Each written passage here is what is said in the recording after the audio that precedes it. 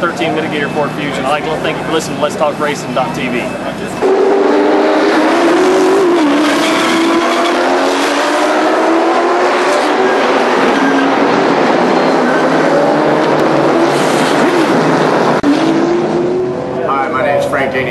Driver of the number 5 Kiker Motorsports Camry. Welcome to Let's Talk Racing TV.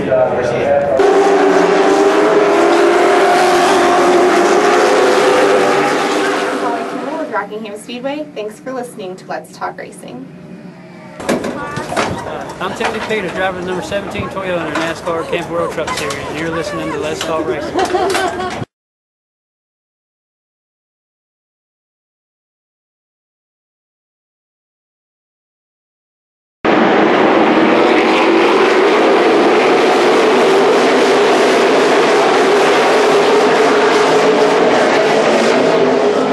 Hey guys, I'm Daytona 500 winner Trevor Bain, and thank you for watching Let's Talk Racing.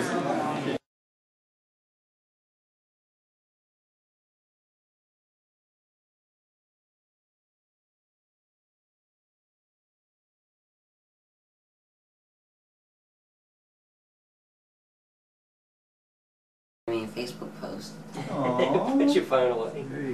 Welcome to Let's Talk Racing. You guys over there sleeping again. I was just paying attention. See what happens, Jack? You disappear for a week and you just get all out of... Y'all have lost control. Didn't give him a shirt, and you know now he thinks you never I train real smart now, eh? Well, you got your shirt too. Okay. Yeah, I got my shirt too, so I can fly too. Where's my shirt? Well, you don't get a shirt yet because you want to fly too much. Yeah. One of the things we do on this show is our guest that's here has to sing the opening.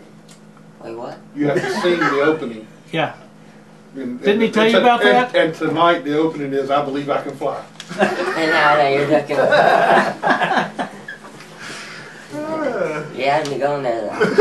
He was believing it for a second. Well, we could have told him the national anthem or something like that, and then he'd probably... Can you sing the national anthem? No. I can do the Pledge of Allegiance. Something about it sucks to be him or something like that? Oh, well. Oh, okay. I did give you that. You going to run down the list of who we got on the show tonight? Well, get a hold of somebody? We got Ernie Irvan, Camden Testerman. That's you, isn't it? Yes, sir. Okay. Barry Dodson and Jamie Yelton. Do you know any of those people? No, sir. There's a test at the end of the show. I guess we're going to have to let you write down some stuff, aren't we? So you can learn how things go. Yes, sir. Now, you're into arena racing. Yes, sir. I've been racing there for about, this will be my 2nd year. My first year in adult, and I had a couple wins last year. And yeah, this is Roger for Let's Talk Racing.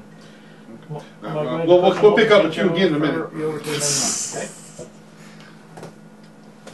All right, monkey. Huh? Oh, I mean... Ernie!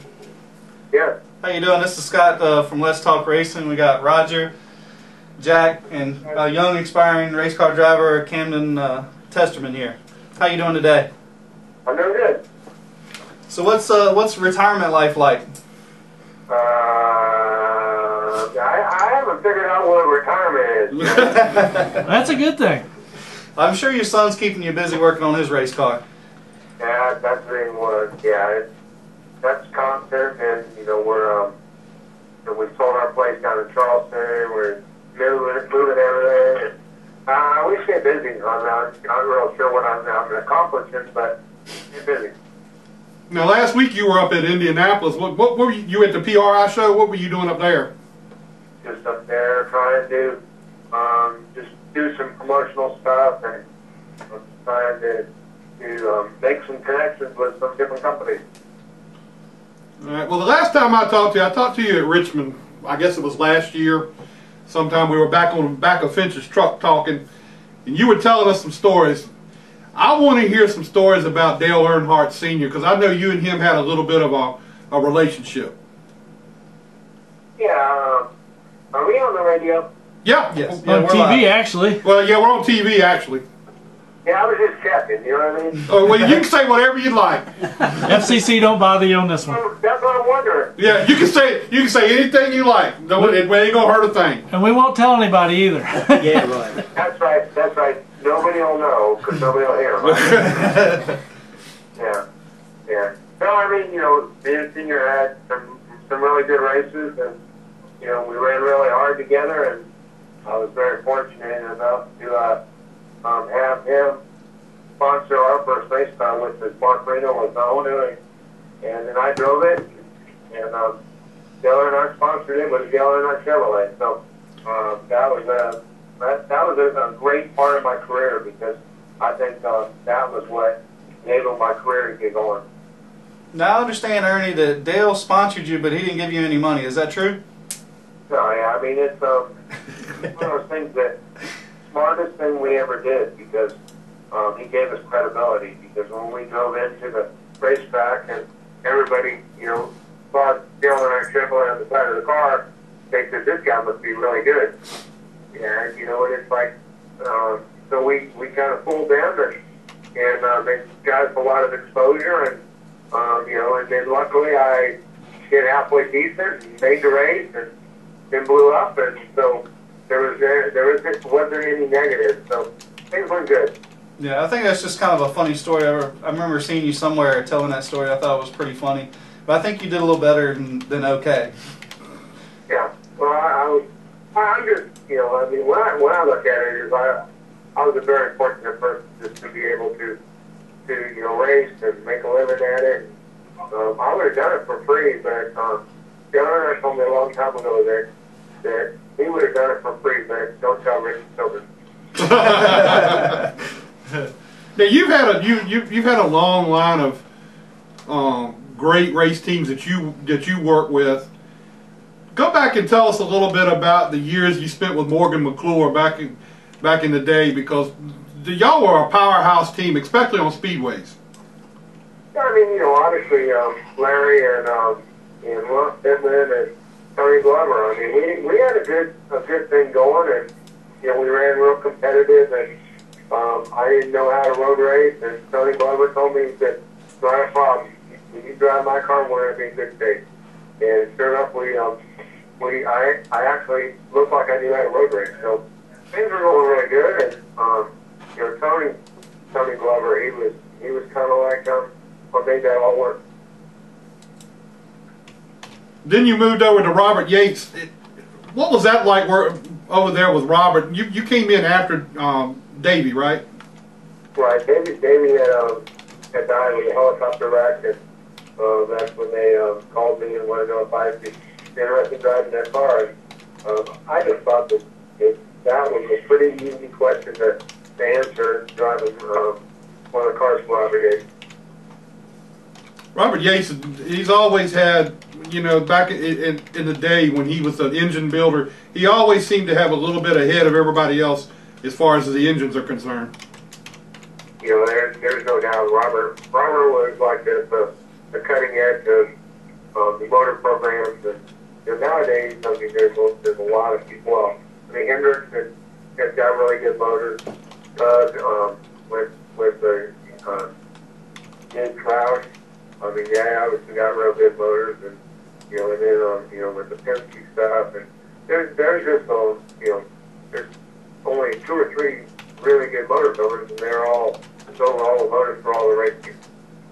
Now you were from out on the West Coast, and how much racing did you do out there? Did you run the West Series and everything out there at one time? I ran a little bit of the West and West, and I ran you know, basically the NASCAR Saturday night deal where you know, I raced almost every Saturday night. It was Friday night, it's kind of like a late model stock. Ran that quite a bit.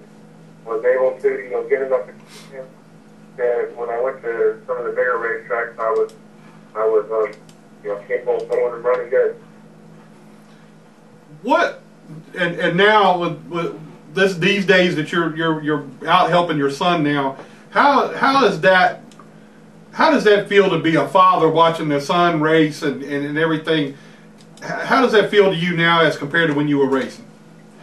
Well, you know, I mean, obviously, it feels really good to watch him and see what he's been able to do, and with as much experience he's got. And you know, I mean, the first time I pushed him out or put him out there with a lay model, I mean, it's a 600 horsepower lay model that run a Hickory, and it was just kind of like the first time he ever drove it. You know, run very competitive, you know, speed-wise, and I was like, I cannot believe I'm putting a kid 14 years old out in a super late model. And but I mean, you know, that's what he loves to do and wants to do. And I mean, I want to be able to, you know, give him the opportunity. So how does things look for next year as far as Jared and racing, or where is he going to race, or what's he going to be racing next year?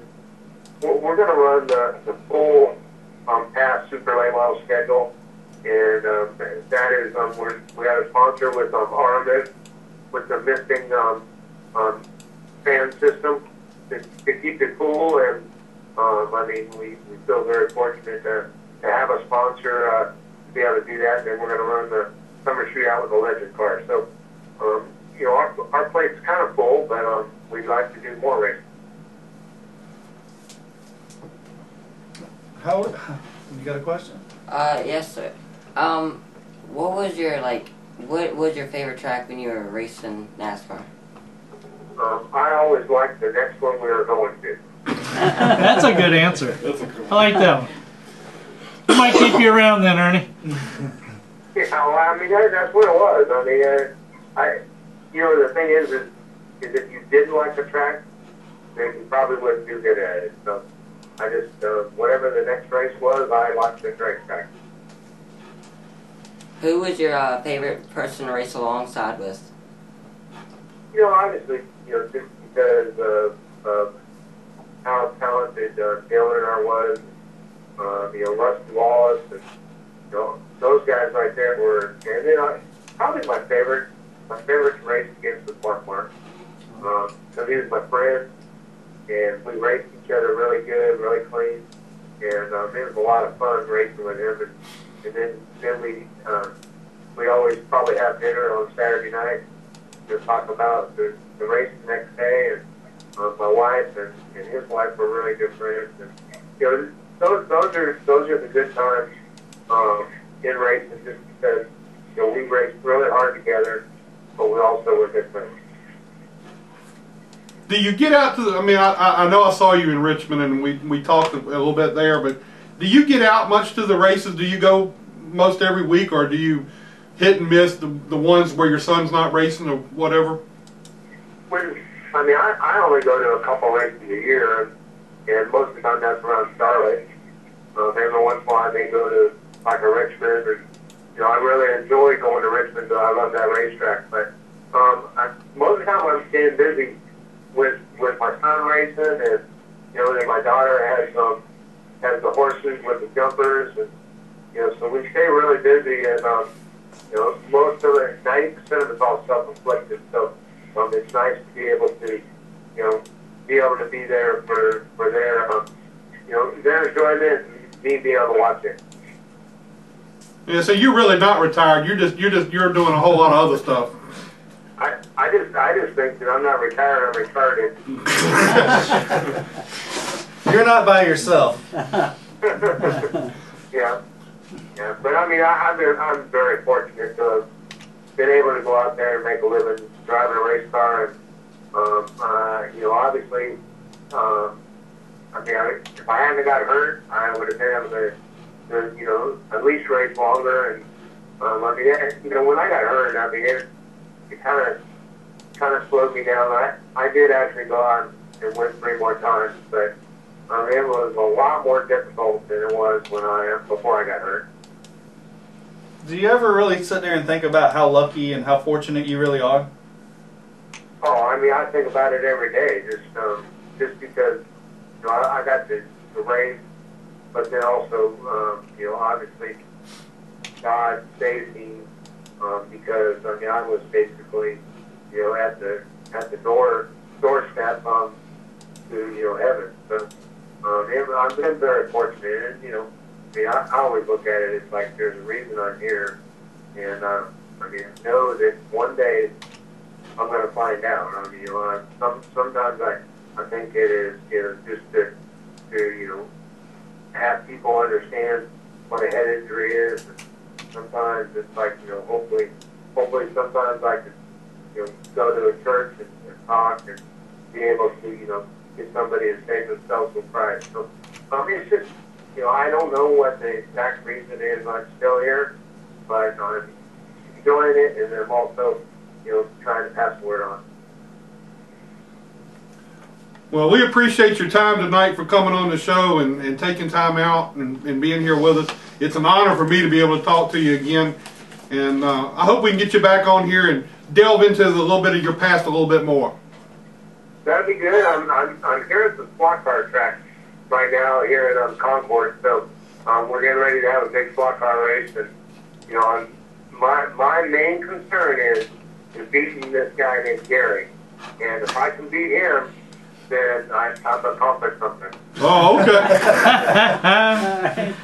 So we're still competing. Oh, yeah, there's no doubt. Yeah, I can crash one of these things, and it doesn't hurt. Well, we'll have to remember that next time we have a charity race up our area in go-karts. Get you up here. Oh, yeah, I mean, I like to do race go-karts, too. I have a good time, and then most of the time I won't race with my son because he outruns me all the time.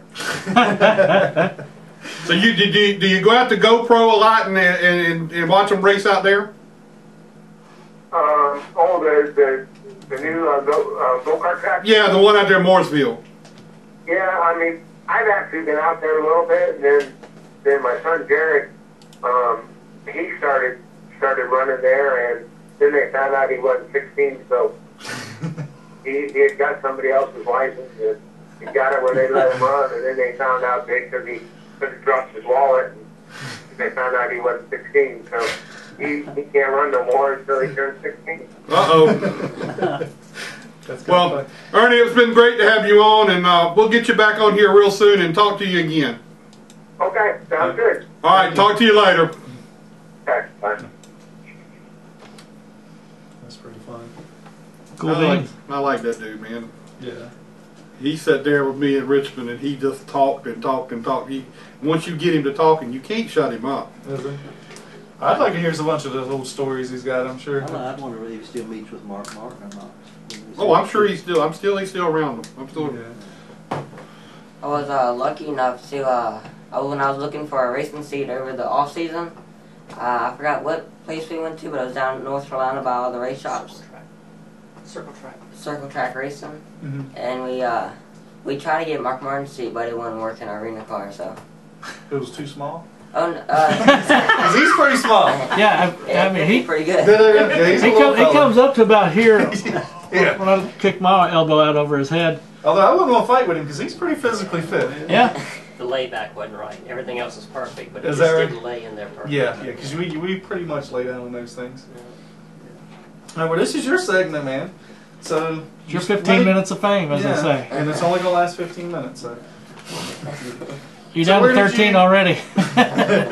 So where did you start? You started in go-karts. How old were you? 5 years old when I first started. The only thing I remember that long ago was we get these little different kind of go-karts, little different style body. The and kid carts? Yeah. And got a radiator motor on. It was practice, run track and still, everything's a little damp from dew. And I was coming off the track and I got a little sideways. And I get in this little mud pile. All I know to do is full throttle. Did donuts there. All throwing up mud everywhere. He had to jump on me and stop me. So you started out on a roll, huh? Yeah. I wasn't afraid to hit the gas at all. Well, that's good. Yeah. So where did you go from there? I started kid karts, then I left flat kart, and I went to a roll cage. And I was in, I think 8 to 10 years old. And I stayed there as long as I... That's a long time ago, wasn't it? Oh, yes, sir. It seems like it, but really not. Long, long time ago, far, far away. Yeah, we had a pretty good crowd. It was about 18, 16 each week when the go-kart community was really good around here. And then I got... Where were you racing at? Capital City. Okay. It's in Ashland.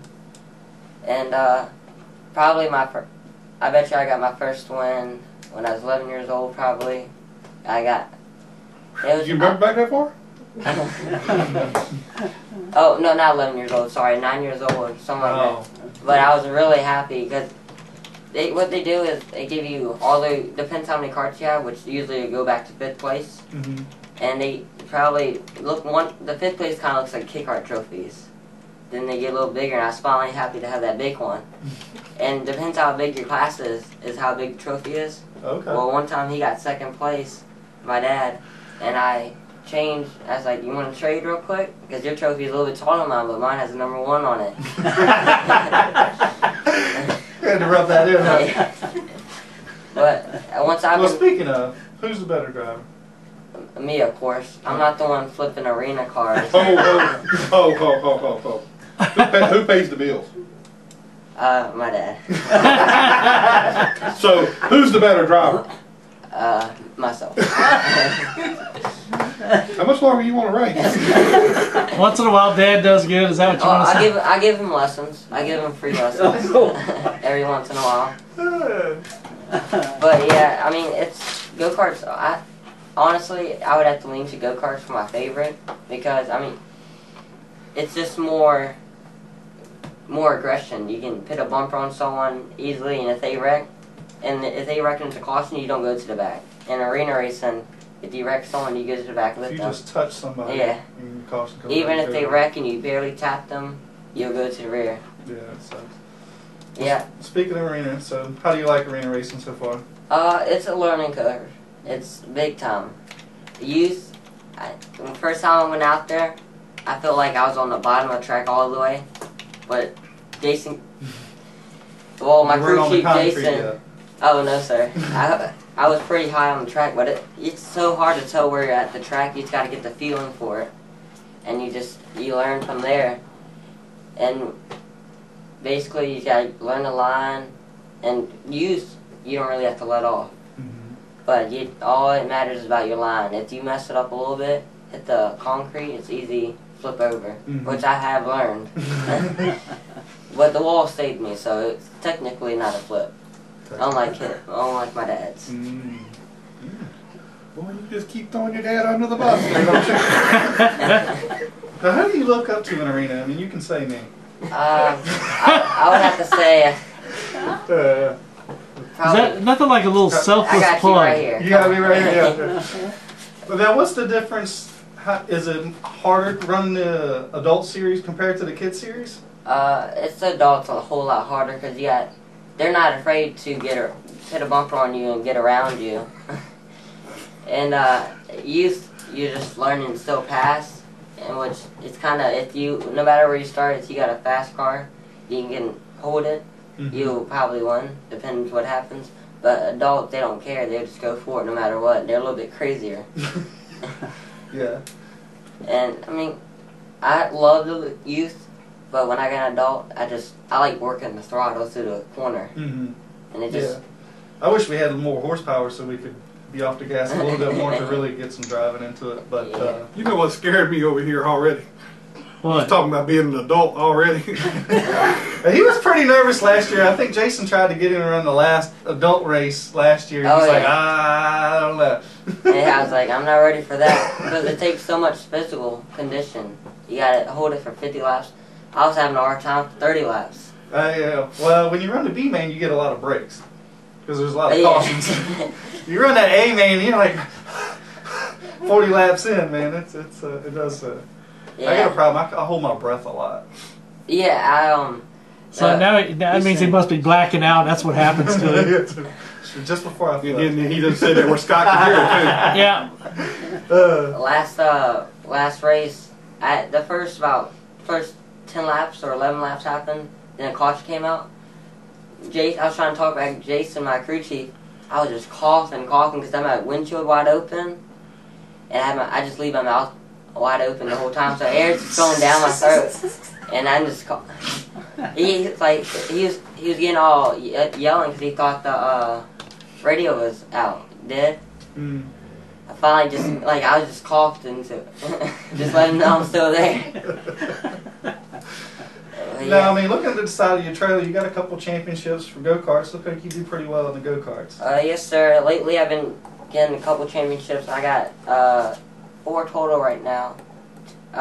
One is a money series down in North Carolina, but that unfortunately shut down because the track owner got a little too old and he sold it. But that just went down this year. So, I mean, it's Margarettsville. It's called Margarettsville. It's just like Martinsville. Names, long straightaways, tight corners. But it's fast track. Talking about the man being too old. I wonder how old he was. Let's see. Now, do you do some traveling running the go-karts? Yes, sir. For Thanksgiving, I went to a race called Thanksgiving Thunder, starting on Thanksgiving Day all the way up to Saturday. That was all the way down in Georgia. How many karts were in the fields there? I qualified pole out of 36. Well, that's okay. Probably not as good as your dad would have done. Well, my race was $4,000, so that would have brought some money. Yeah.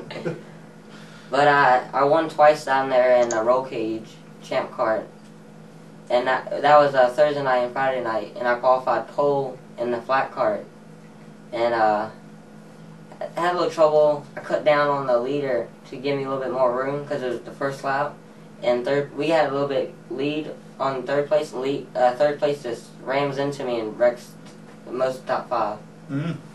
So, did you finish or not? No, I pulled off. There's no way I'm getting back up there in 20 laps. Isn't there supposed to be a never say die routine here or something? Well, we had a. That was only the $500 race. There's another $500 race the next day and a $4,000 one. Well, I mean, that's pretty good though. I mean, you go down there with those many carts, so I mean, you got to say you can drive a little bit. Yeah, there was 1,000 entries, 1,600 entries at but probably about 800 go-karts. Probably each one raced twice or more. You got something to pick on him about? No, I'm letting you do it. I'm just waiting for you and him to get into it on the racetrack. That way I can start something then. I don't think we'll have to worry about that. Well, unless he wrecks you know how he drives. From what I see. That's why he has advertising. I'm gonna be honest with you. I've never seen him race. Okay? I've never been to the racetrack. Well, I probably have, but just didn't know it was him. But the only thing I've ever heard about it, he was upside down. Oh yeah. He's one of the few that has that on somebody else. Then don't you have advertising on the bottom of the car? Yeah. Just for those occasions. I had to get it somehow. Number 1 on my list, Scott Pillerman. Of course you. You're right. First ones I'm going to get into it with probably. Is that yeah. No, you don't now you can double up We're together. gonna catch Scott. We need to step up. So now you can work together now. Yeah, I'm just going to be a lap car and just block him. Oh, We take a break each week and you block him 1 week. I'm sure he'll be watching this. I'm sure hope he's not watching this because I'm going to catch the devil eventually behind this. Well, look, we'll just say it's all Jack's idea. Yeah. Jack's son used to work with Scott. Really? Yeah. Jack's son's the front end guy on Jeff Gordon's car. Really? Wow. Oh no! Now you like him. Now you want to talk him. Now you can move Scott down one more. Now, do you want us to tell you who we know on Tony Stewart's team? Oh. I ain't telling you. I know a bunch of guys on Tony Stewart's team. You're not supposed to. We're supposed to keep him in suspense. Oh, I ain't gonna tell you who they are. You have to watch the other shows. Alright.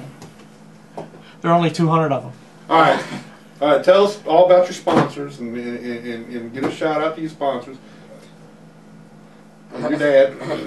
Oh, my dad, my mom, my dad's business, John Testerman Plumbing, and recently we just got helping us with the bodies is Mako and Chesterfield, and they've been helping us big time with how we get into the race. I was gonna say that's a good sponsor right there. That's the first one we need, but yeah, it's I forgot, Sunset Graphics. They are down in Louisa. They're my friends I've been racing with a long time in go-karts. And their mom does graphics and they're really good. So she's putting the graphics, or sending you the graphics? Yep, everything on my car is basically hers graphics. That's pretty good. And your crew chief. Oh, well, he doesn't really deserve it. Oh. No. Jason will watch this, you got, wait a minute, you got any dirt on Jason that we can rag him about? Not yet. No, I am going to the arena races within the next couple of weeks. We gotta play a joke on Jason somehow.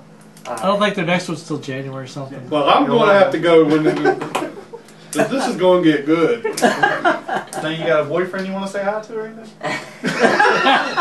Do what? Nah, I'm not getting a girlfriend for Christmas because he didn't have to buy a present. Smart. Wait a minute. What did he say? I had to get something to throw him off. Well, he done shut you up. Well, man, was this bad? Was it really bad? Oh yeah. It wasn't.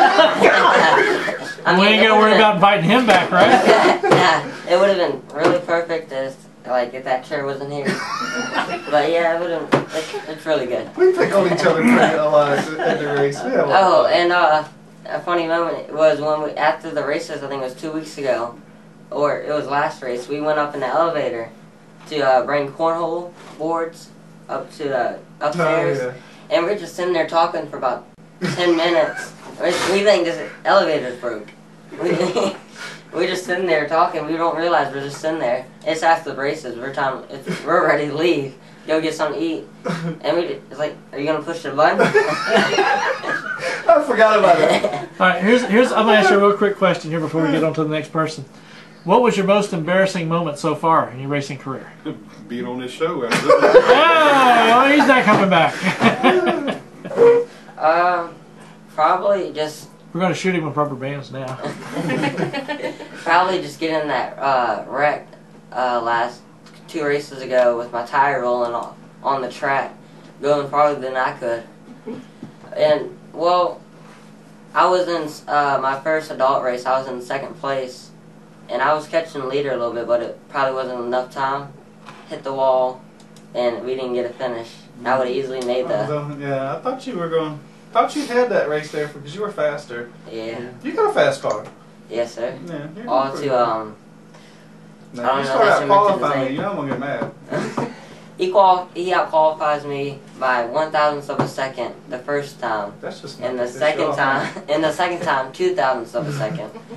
I bet it's gonna be 3/1000ths of a second next time. You're getting a little bit better than me. I mean, my chassis is a little bent in the rear, but. One of the things we need to you need to know, your dad's flipping the bill for the thing, so you need to give him all the credit. Okay. And them guys are bigger than you. You go, what? You forgot to talk food with him. Although your dad does have a better respect for what we do on arena racing. We'll switch over to the main. Never mind. Okay. We'll come back to you again.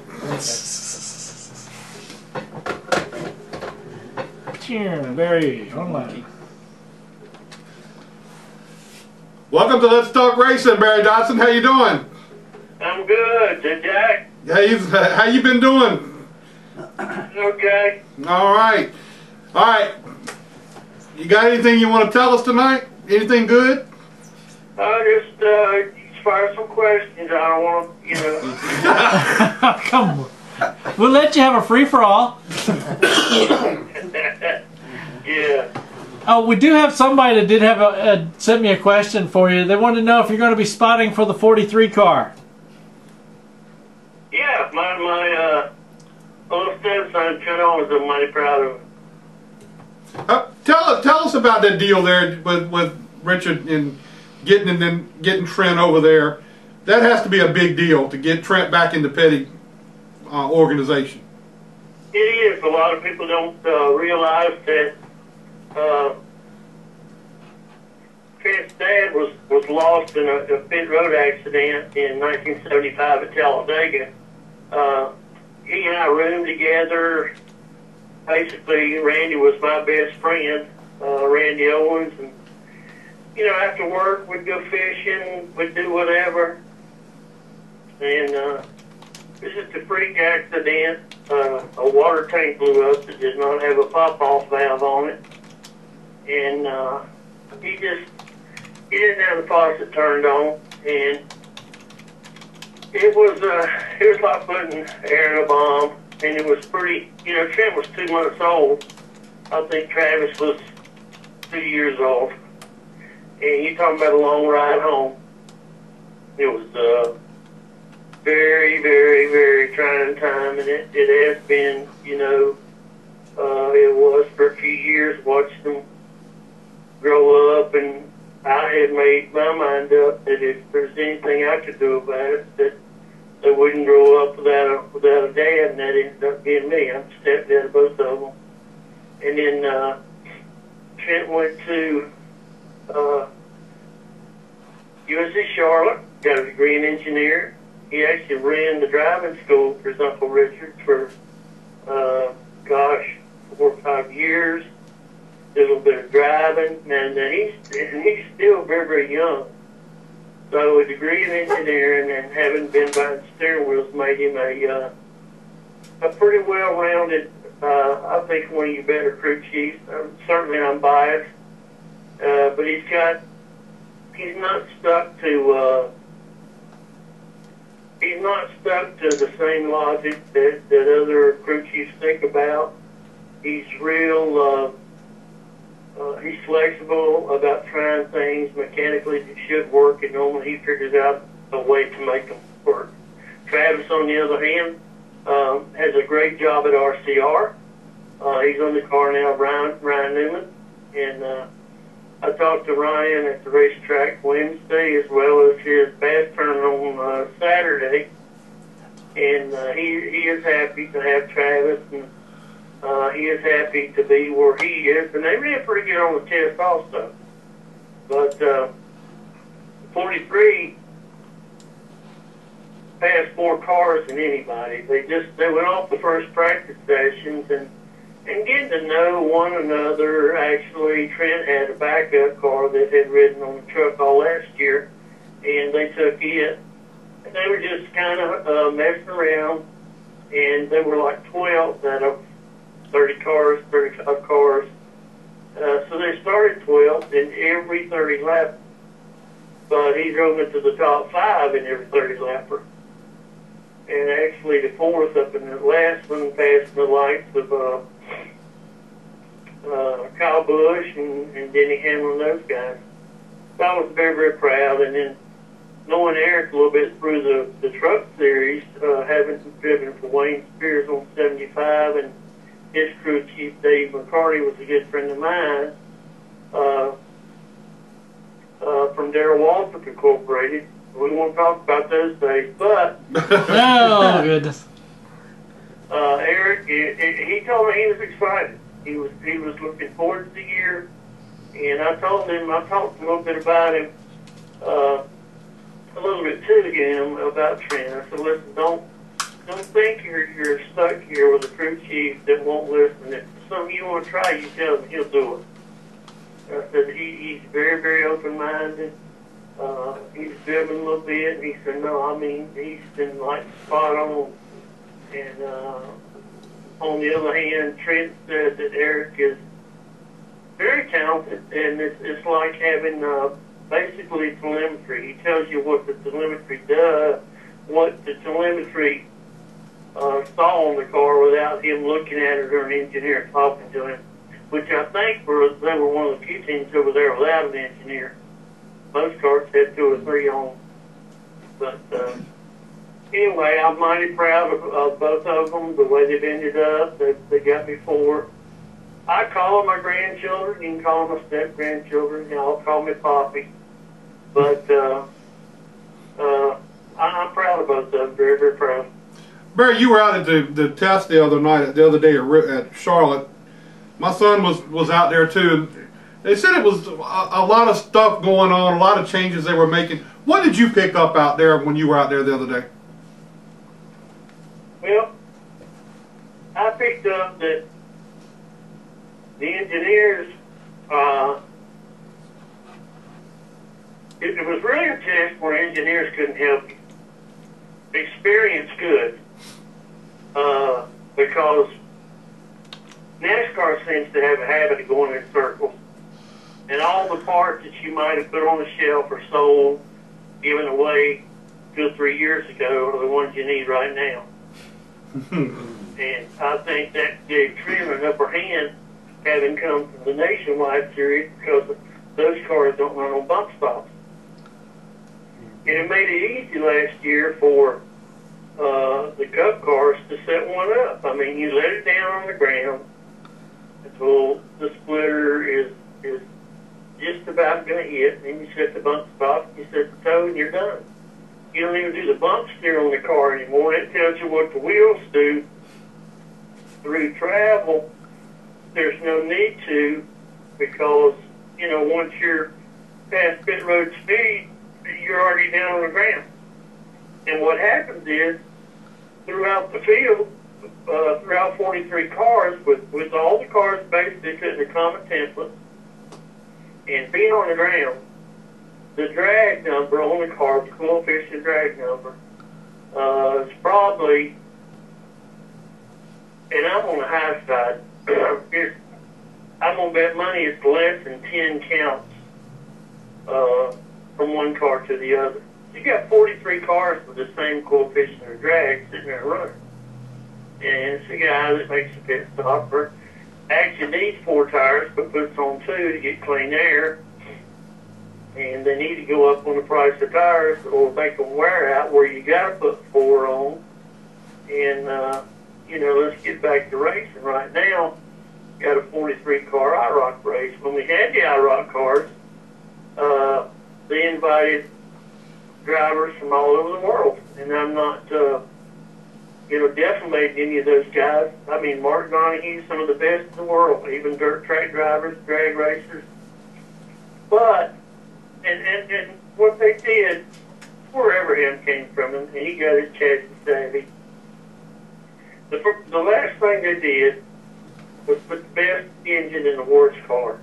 And Jim Salter, Dave Marcus ran them for 3 days to get them as equal as they could.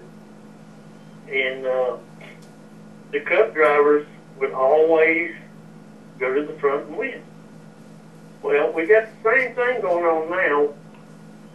It's the 43 car IROC race. The difference is the best Cup drivers are going to the front. It's basically the same thing. And then you could say, well, the rest of the 42 drivers or whatever, they're like the IROC drivers, the dirt racers, the drag racers, the Formula One racers, the Indy racers, and the IROC series. It's just not quite as good. And I hate to put it that way, but it's the best way to put it. So when the arrow's the same on the cars, and you all got equal power, it comes down to the best driver. It's like a simple question. A crew chief asked me the other day, so what do you think? And I said, well, you guys got to go to work now. You've had it pretty easy. And I said, it's like having, what you guys have had is like having 2 fighter jets, 3 fighter jets, 5 fighter jets. They're built identically.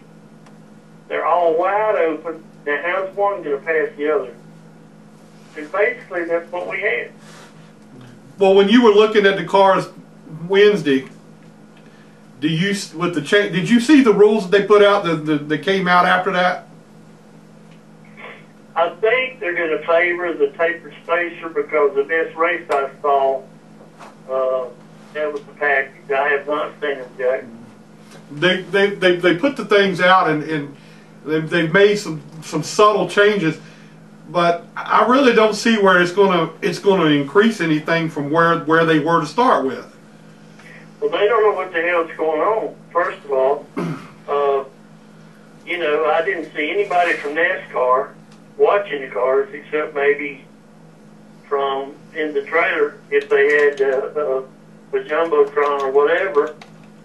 And I didn't see really 5 officials over there. I didn't see Yelton. I didn't see Pemberton. I saw John Darby, but I think there's a new guy in charge. So, I mean, what were they? You know, in a short sense. But how do they explain these new rules? They put it out, and I don't see where it's going to make that big a difference in what they're doing. They've increased the spoiler, but you know, I don't think it's going to be that big a deal. I mean, I think it's going to take a little more massaging on them a little bit better to get to where they need to get to, because it's going to probably end up being the same way as it was last year. But I got another question for you. What is your response to the fact that Richard is bringing the 3 back? I think it's good. I talked to Richard at length over there. I was his first and only employee, and you know, you go back. I mean, Dale Earnhardt was good. Was he the best? I don't know.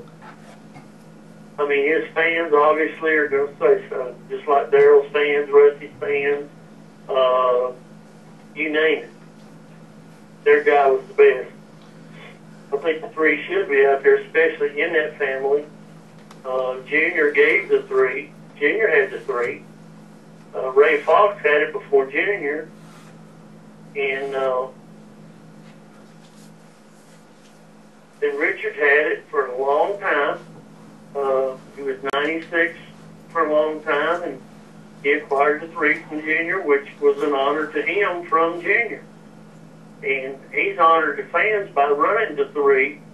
A lot of people related the 3 to Junior Johnson giving it to Richard for years and years and years. And then for as long as Dale raced, the 3 was, you know, when you see the 3, you think of Earnhardt. It's like, you know, at the banquet or Rusty's induction to the Hall of Fame. I was there that night, and I was a little ticked off because, you know, Rusty won the championship, 27 car. Yeah. Finished second, and we won it with probably a thimbleful of the money that was spent at Penske, with the synergy, with all the engineers, with anything you needed for skill, wind tunnel in England, you name it. We did it with heart, we did it with fewer people, but we did it with better people, and we did it with a plan. And 95% of the footage that you saw about the championship was a 2 car. Most of it was. I mean, it was. I mean, very seldom did they show the other. Right, right. And that has nothing to do with losing a driver, except for the fact that Rusty left us and went over there, and I knew he wouldn't win a championship. I turned the job down, and my 2 little brothers did, because we knew it wasn't going to work. And the 4th time they offered me the job, I explained to them why it wouldn't work. And we won't have to go any farther than that. But the thing is, Rusty didn't, you know, he got out of the car after what happened today. It's happened to several people. And that's another sad part. It took, you know, it took losing Superman for anything to be done. And actually, the belt didn't break. The belts were putting the car wrong. NASCAR told him to fix them. He said, I like them. They're comfortable. Try having the 500 without me. And they signed off on it, and you know the result. And talking to Richard the other day, he told me that he knew there would probably be some negative stuff about this. And it won't be the first time, but it'll be short-lived. Because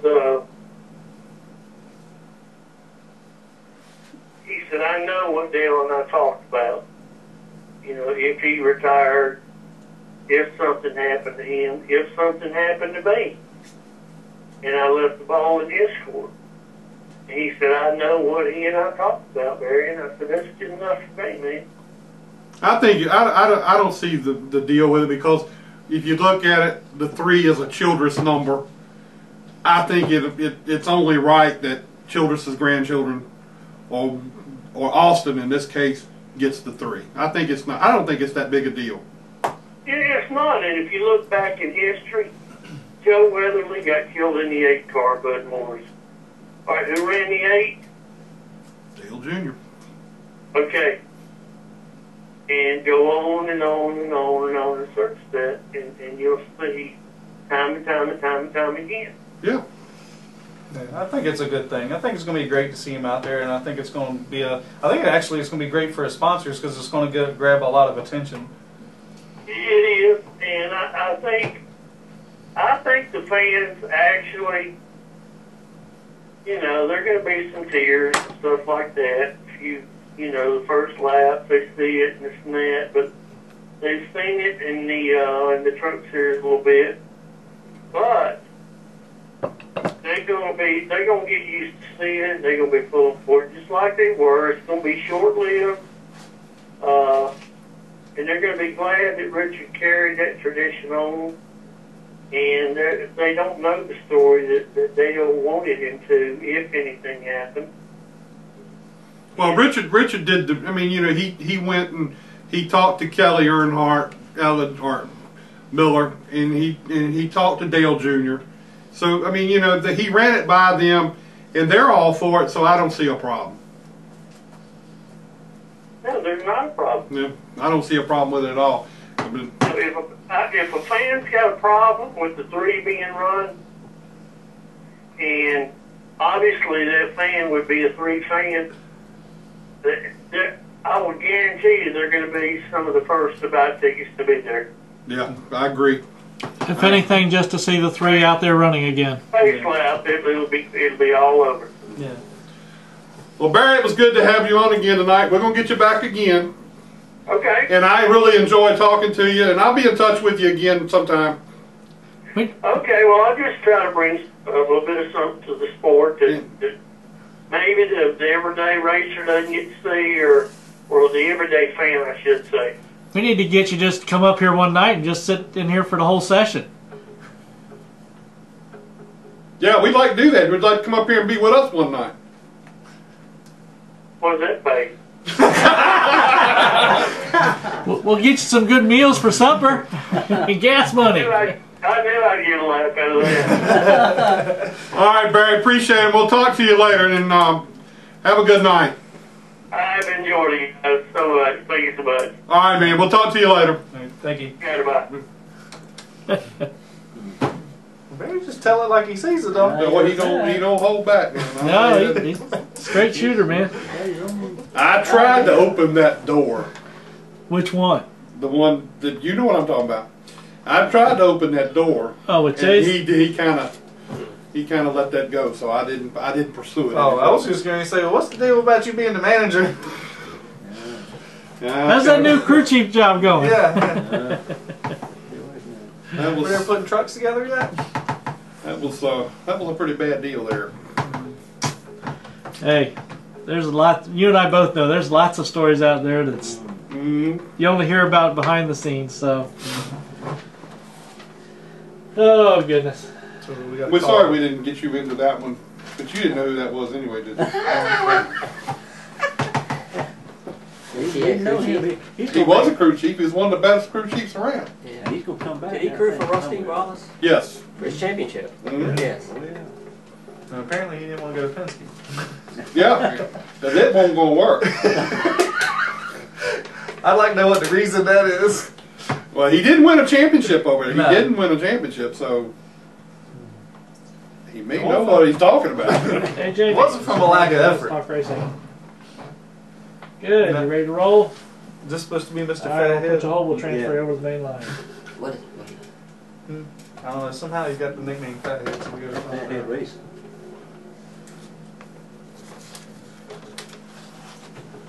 Welcome to Let's Talk Racing. Jamie Yelton, how you doing? Doing fine.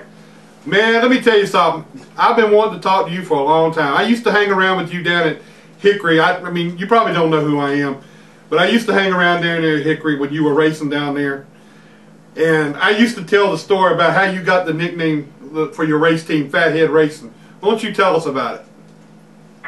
Well, you know, we raced Hickory a long time, and was pretty successful. And when I first started, you know, I really didn't have anybody to kind of guide me along and actually help me.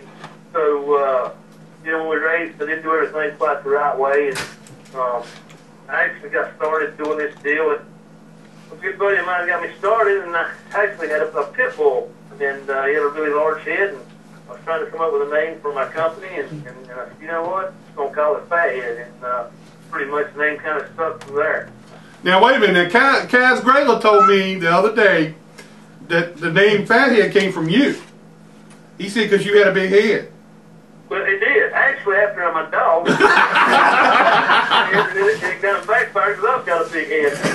Yeah, either way, but it originally comes from my dog and kind of stuck. That'd be my story. And you're sticking to it, right? My brains, right? Right. Now, what was the name? You had a name for your pit crew back then. What was that? It was. I actually didn't have a name, but everybody called us Forest City Bad Boys. That's it, the Forest City Bad Boys. That's it.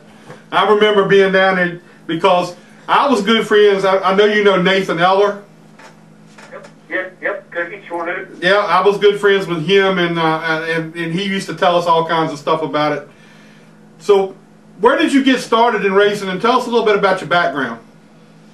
Well, I actually raced motocross, ATVs, and raced there and had a lot of success, and won some national events, and kept getting hurt, and I said finally, well, I didn't say, my mom and dad was like, hey, you're going to have to do something else, we're not funding this. So, with no money and me a kid, I was like, okay, well, I'll race legend cars.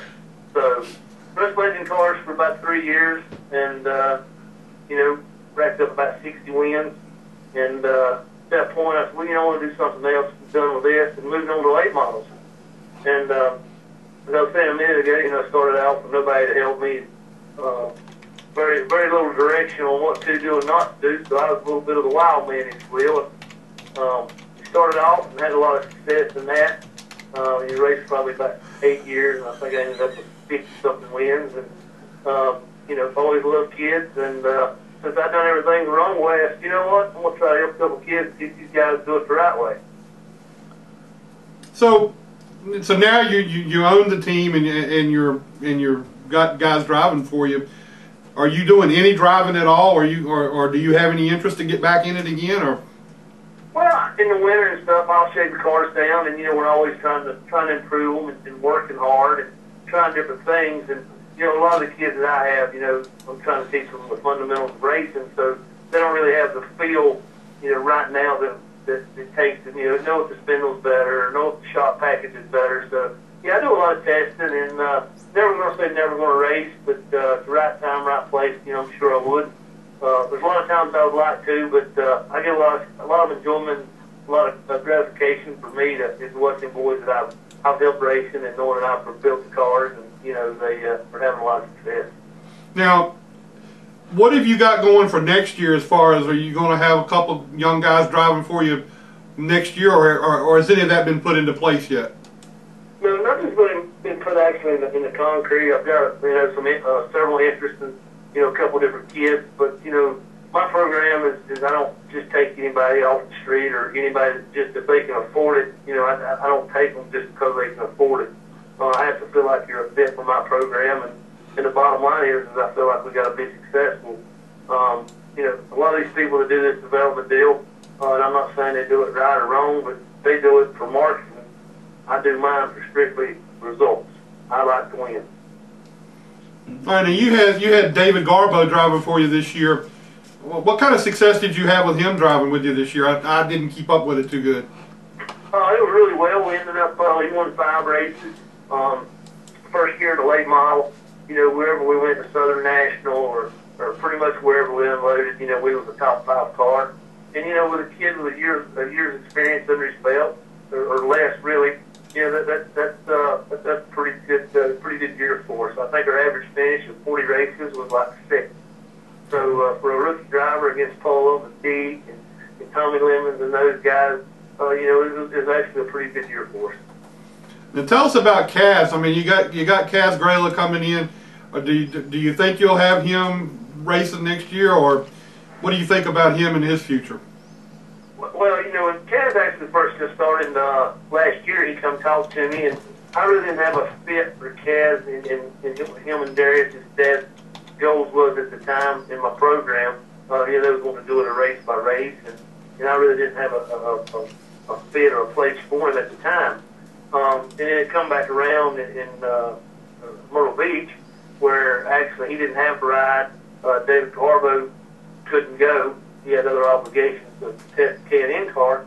So we put the deal together with Cavs and went down there, and I was very, very surprised and very impressed with his feedback, what he was feeling in the seat. We changed the plane geometry, and he said exactly what he should have done. And, tremendous. The kid's got a big, big future in this sport as long as he works hard. It's like anything else, these kids, it's possible they could peak out, but as long as he works hard, I think he's got a very bright future. And as far as next year, we're still putting some things together. The only race that I can tell you 100% sure that I'm going to run next year is with David Reagan at Richmond. And the reason I can say that is he's already paid me and said he didn't want to lose his ride. So maybe as soon as Myrtle Beach was over. Race I can tell you I will be at. So Jamie, what do you look for in some of these young guys coming up that would allow you to give them the opportunity to drive? Well, first of all, you got to look at the background, and I do a lot of this off just by my gut feeling. I want a kid who's not only somebody a rich spoiled brat, if you will, or somebody that just can afford it. I want somebody that's willing to put in the work and has the same value that I have. You got to take the good days in this with the bad days. But I'm the first one. When we go to the racetrack and we miss it, I'm the first guy to stand up and say, you know what, I missed it. It's our fault. And if they miss it, then I want the same respect from them. They messed up. It don't mean that we have to go to the next race or the next week and harp about what happened, but we need to admit our mistakes so we can learn from them as a team and move forward. And, a lot of stuff like that's just what I look at and, just see what kind of kid they are. Mm. Now, some of the guys you got come along, are they bringing sponsorship? Yeah, they bring their own sponsorship. Basically when they come to me, it works as they come to me. I only work on my own stuff. I have all my own equipment. Build new cars every year. I've got 4 new race cars, 4 new headstock chassis. I've got 10 different motors, between whatever package we need to run. When they come to me, they pay me a fee, and when they come to the racetrack, they bring their helmet, and we go out and try to win races. How much time do you spend with them prior to races? I mean, do you get a lot of time with them as far as in the shop or testing or whatever? Absolutely. We usually test all winter. I treat these kids just like they're my kids, and it's really a hard role to you're their mentor. You treat them like your kid. You want to be their best friend. At the end of the day, you've also got to tell them what's wrong, what to do. If they're not doing it, kind of get on a little bit. I spend a tremendous amount with these kids. I text them during the day. They tell me what's going on. Even with some of the kids, it seems like I can do a little more with a parent. Explain to them, hey, if we don't do good at school, then Mama's going to get on Daddy. Daddy ain't going to let us race. So ultimately, it's up to you how much you want to race this year. We can't let school. It's a lot of work to do this deal and do it right. I was looking the other day on the internet, and I know there's a lot of development programs out there, but I've been doing it longer than any of them, hands down. I've seen a lot come and a lot go, that's for sure. Now you get a lot of you said you get a lot of your stuff from the Hedgecock and all that. Yes, sir. Yeah, we use Hedgecock chassis. We switched last year from Marlowe for Performance Center and built on new Hedgecock stuff, and it's been a really good move for us. Jay's really given us a lot of feedback, different racetracks, and it's been a really good year for us. Well, it seems like everything, with the kids and everything, you've got a good program there. I was at Southern National when you this past race down for the turkey race or whatever they called it, and you seem to have some guys that seem to be doing pretty well, and they seem to be into what they're doing. Absolutely, and as we go back, that's what I want to work for. Is I put my heart and soul in this thing, and I work. Yeah, them guys pay me, but I dedicate 110%. When we leave my race shop, we can win the race. Don't mean we're going to, but we are ready to win the race. I expect nothing less than that from the kids. and that's just the only way it can be. It'd be fair to the guys that work for me. The kids got to put in their part too, and I'm very dedicated to it. I enjoy it, and I plan on doing it a long time. And until my drive of wanting to win is over, then I look forward to doing it every single year. I don't see that drive of you wanting to win getting away no time soon. I don't see that happening. Me neither, but if it does, I'll show up for a paycheck, I'll be done. I'll quit. So if we like to win and run good, and it's been a lot of fun, and I've been blessed a million times over, and a lot of big things have come in and coming for us, and had a lot of opportunities, and it's really been good. Now, you had some real good years when you were driving out at Hickory and Tri-County when you were racing out there. I mean, you really had a good program when you were driving too, right? Yeah, I did. And I think a lot of that is it's not only me. I mean, my name's on the T-shirt, so obviously I get all the credit. But you got to surround yourself around people that has the same desire as you. And there's a lot of people out there, and I've been blessed and won races these things for 20 years. No matter what crew chief I got, no matter what chassis I got, no matter what motor I got, I've really been lucky and won a lot of races. But it all goes back, you win races over the winter at the race shop. You don't win races at the racetrack. And, if the average guy works 6 hours, well, that's good. I'll work 8. And that's just how I run my program when I race, and that's how I run it, now for FHR. Now, do you have a couple of full-time employees, or how many guys do you have? Counting me, I have 6 full-time guys. 6. It's a pretty good size operation. Now, do you try to do the same thing with your crew members and watch those guys move up through the ranks also and teach them? Yeah, I do, but a lot of the guys I've got, a lot of the crew chiefs come to me are older, and they've been up to the big levels and kind of, they've had enough of that and want to really do some late model stuff. And I have some kids that move up or whatever it is. And I've got one guy who's worked for me for 17 years. So it really just depends on what they're wanting to do and how it all just kind of works out. Down at Myrtle Beach, Kaz really got more. I mean, that had to be a big thing to see him do as good as he did at Myrtle Beach. I mean, finishing second, that's a big deal. Well, yeah, it was. And, when we put this deal together, I explained to Darius and Kaz, I sat down with them and explained to them how I run my operation and how I do my deal. And I want Darius you to understand that, if we're on top of the board every practice, that's just not really the way I run my program. I'm worried about how the race car is, 30, 40 laps in, et cetera. And, they was absolutely phenomenal to work with. Kev's done a phenomenal job. I was on the radio with him every lap, trying to get him to back the pace up a little bit. But you know what? Bottom line is we went probably 10 laps too early. But at the end of the day, the kid learned a lot. He done a great job. And if we go back, I'm sure he won't make that mistake again. Well, we appreciate you coming on the show tonight and spending some time with us. I'm going to get you back on here again when you get everything firmed up for next year. You never asked him that question? Oh, I got a question here I'm supposed to ask you. What is your favorite... We do this eating segment on this show every so often. What is your favorite place to eat down in your area?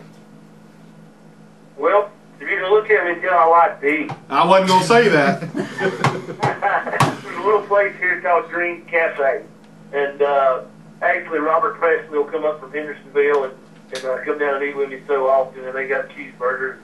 They're known for their cheeseburgers around here in Dream Cafe.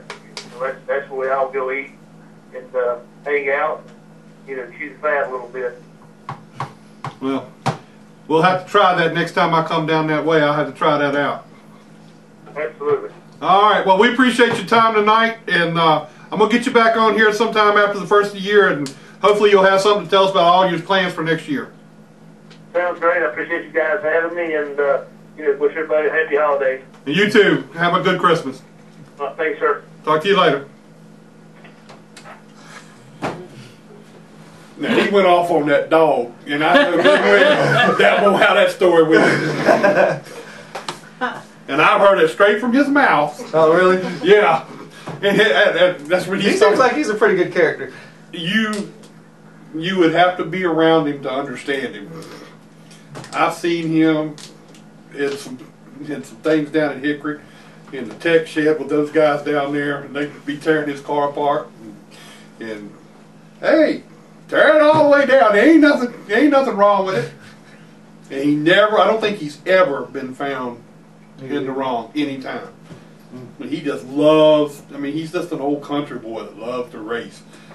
And when he started telling that story about that dog, I knew he was lying.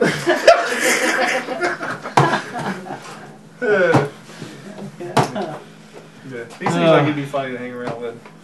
Well, so what's everybody else going to be doing for the Christmas holiday coming up, since we probably won't be having the show on unless Jack's going to get Grove set and come on out? No, y'all ain't going to be here. I'm not going to come up here by myself. I'll be here. Well, you might want to be at home for Christmas, you know. That's 5 blocks away. It's not 5 blocks for you and me. No, it's not 5 blocks for me. I'll probably still be in Carolina. Yeah, the only thing is about on Christmas Day, if we go out to eat, it'll have to be some Chinese place. Yeah. All right, do you have anything you would like to add before we You want close to apologize to anybody? Only for future events, well, right? Wait a minute. Is there anybody you don't like to race with? And don't say me. I mean. So what's the second choice now? All right, just let it all out. Scott Pillerman.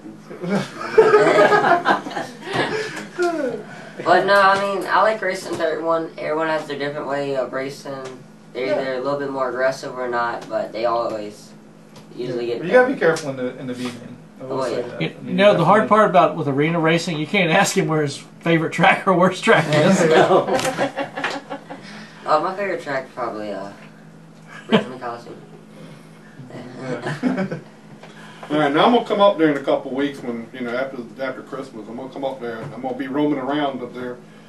And my number one thing is to try to start something.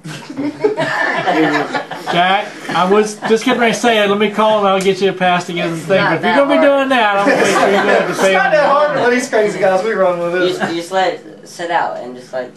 Well, I'm the only person that ever went to an arena race that walked into the middle of the track during one of the breaks or whatever y'all call it, and a fight broke out. In the middle of the track, fight broke out. Oh. And I ain't gonna call names. What were their initials? Well, the Millers were part of them. And we were walking down through there, and this guy just stepped into my way.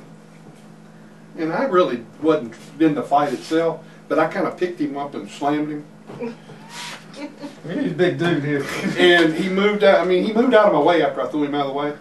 And you know that got called. People in Charlotte found out about it before people up here did. That I done threw people out. I done threw people out of the arena race. So I can start some trouble if I want to. He's the one you want on your team, though. So when you come up on this guy here, I'm gonna give him a lot of room. I mean, because he's gonna blame you for everything. I don't care what happens. He's gonna blame you for it. So I got a show to talk trash about. So if you come up on him, well, I mean, or if he comes up on you, don't give him no room. I mean, I really don't have to do anything. He usually distracts himself.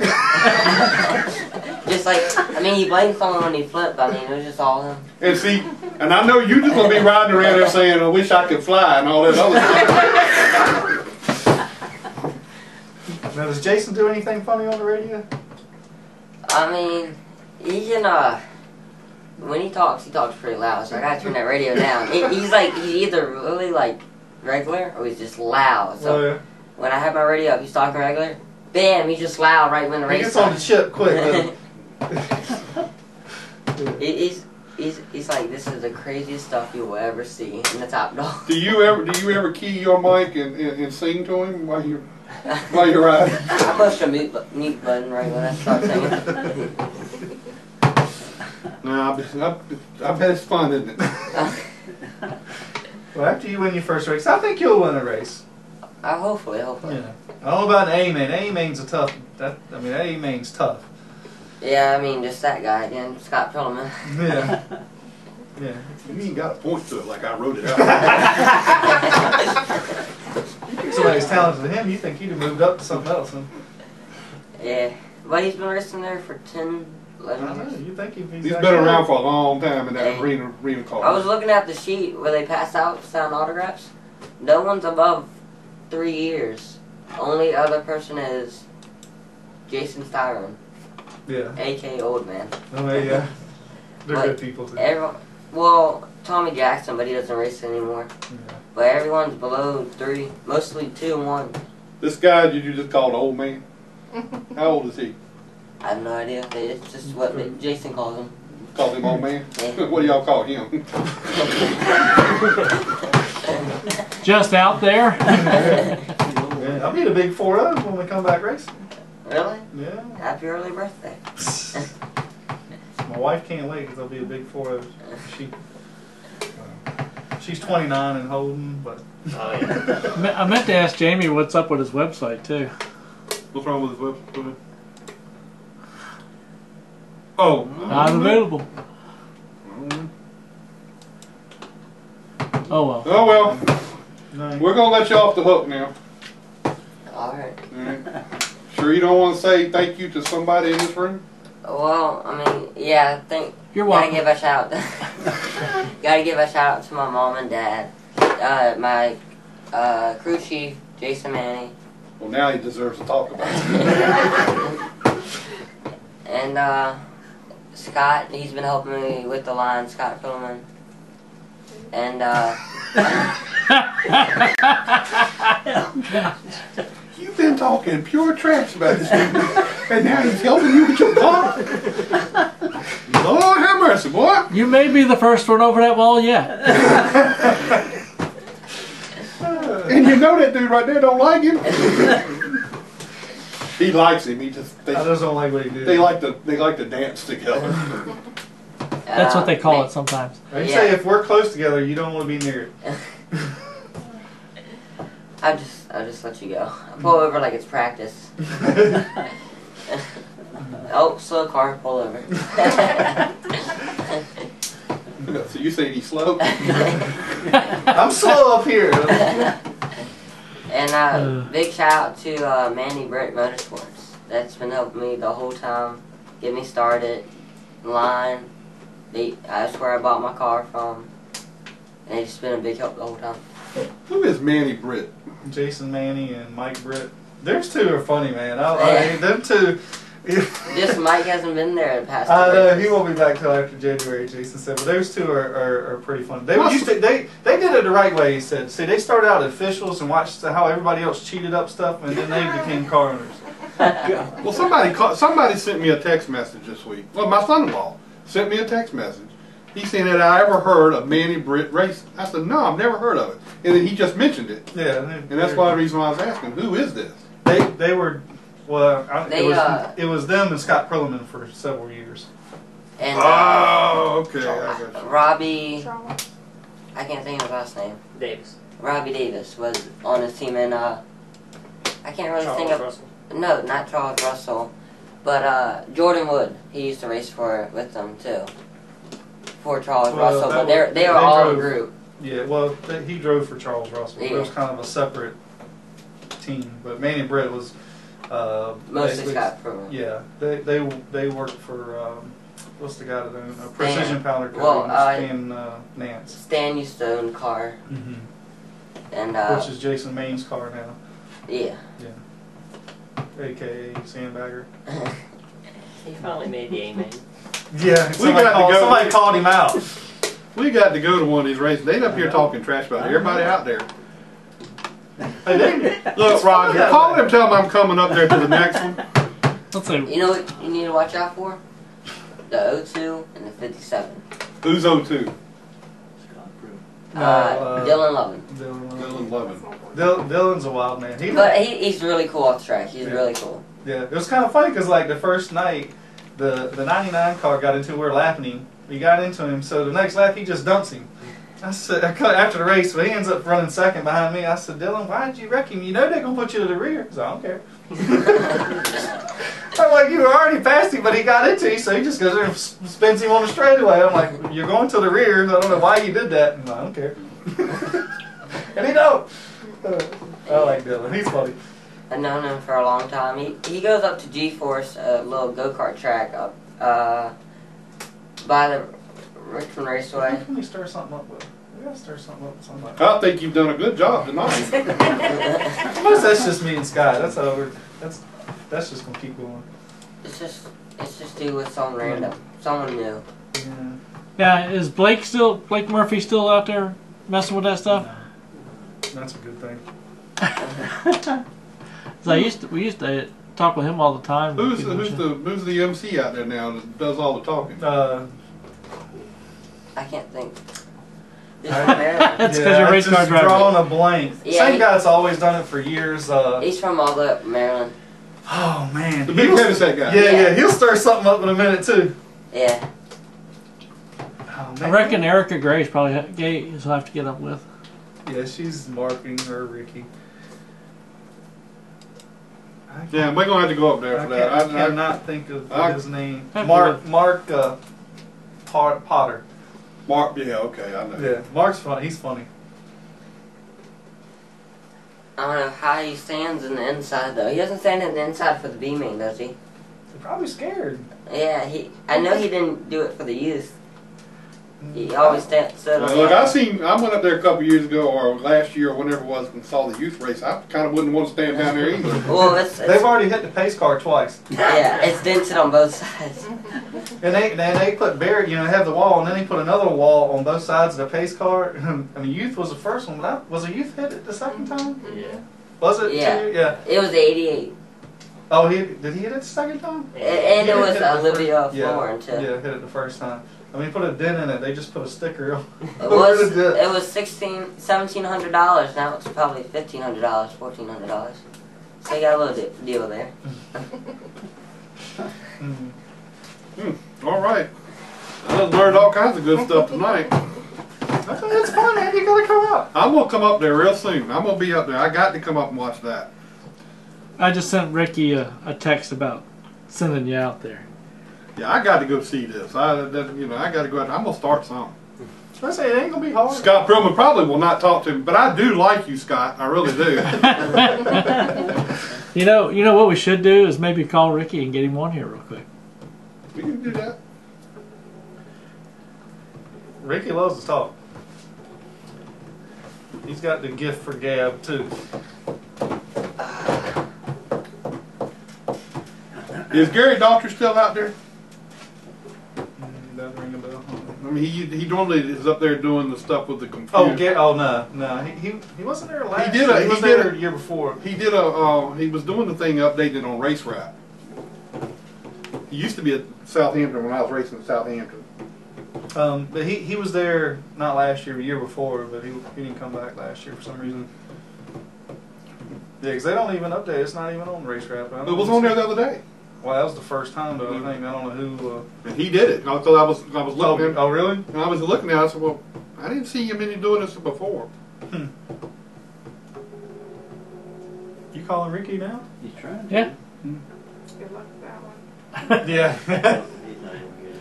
Probably talking with somebody else.